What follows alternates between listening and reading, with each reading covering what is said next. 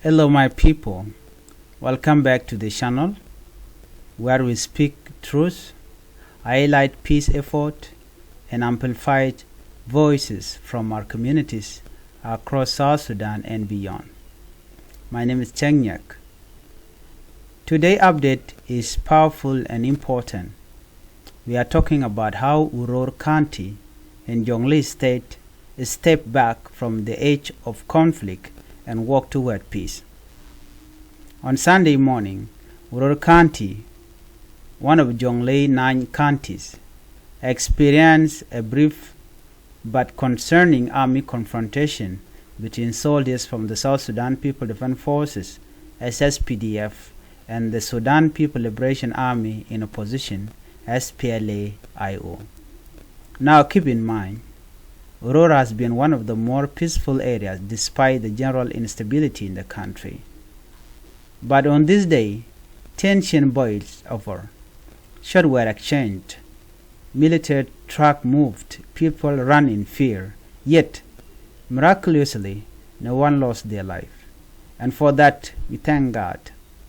The quick intervention by county authorities prevented the violence from escalating, and just 2 days later, something rare and beautiful happened, a successful peace dialogue.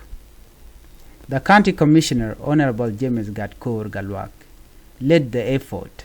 Chief, youth leaders, elders, and even military commander gathered for 2 days to address the issue face to face, not through bullets but through words. The outcome: Major General Wal Nyak, the South Sudan People Defense Force officer believed to have led the raid, has been recalled to Juba. His SPLA-IO counterpart will also face internal measures. The road is now open for humanitarian agencies to return, especially to places like Motot. Communities are agreed to free movement of people and goods across all territories. A community chief, Motot, said, "Something powerful. Those on both sides are sons of Chendak. There's no need for fighting. This is the voice of the wisdom. These are not strangers at war. These are brothers who must find peace among themselves." Let's be honest with ourselves. The relationship between the SSPDF and SPLA-IO has often been tense. Even after the revitalized peace agreement, incidents like the one in Uror remind us that while the gun may be silent on paper, mistrust still lingers on the ground. But the lesson from Uror is this: we don't need orders from Juba or external intervention to solve local problems.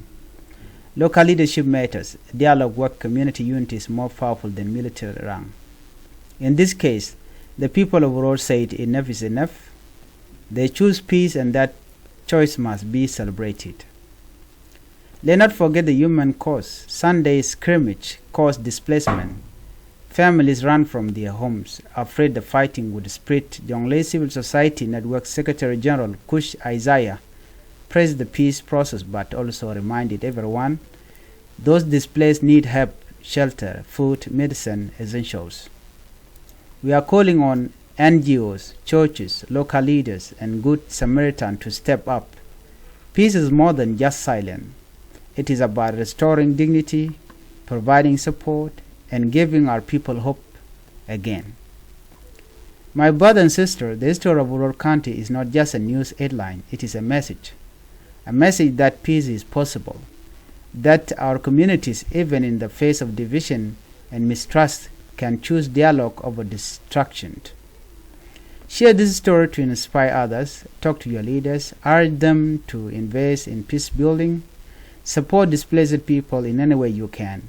And most importantly, let's keep holding those in power accountable.